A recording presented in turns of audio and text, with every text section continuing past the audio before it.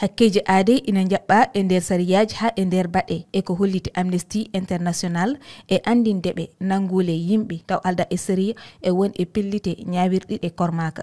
In jeeya e fawaɓe ɗum hoorejo Mohamed Bazoum mo laamu mum sammina e wondiɓe makko hewɓe. O hoorejo kiɗɗo Niger nangaɗo kam e debbo mum to galle lamorgo leydi ndi gila samminere laamu ngu waɗi.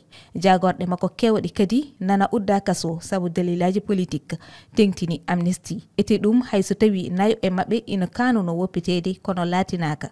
Ngakkere ɗoftade wellitare konngol no jokki sabu hadde yimɓe haalde miijoji mum en ina wayno wonti hunde wowande e wiide fedde Amnesty nde.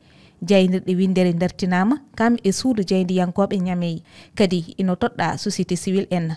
Amnesty haali haala koolaɗo kuuɓal fedde wiyetede espace citoyen alternatif. Moussa Thiangari uddaɗo gila lewru sappo ɗiɗaɓur sabu tumede ñingde ndenago leydi ndi. Cimtol Amnesty ngol holliti kadi kulhule mum e ɓeydagol e natugol leyɗe janani e humpitoji e nder leydi ndi. Ko noon kadi e sosugol ɗerewol yimɓe dilloɓe e kulyankaku walla e bonandeji gendi. Ko wana ɗum kadi fodde yimɓe nogas jeeyagol mum en e Niger heɓtama.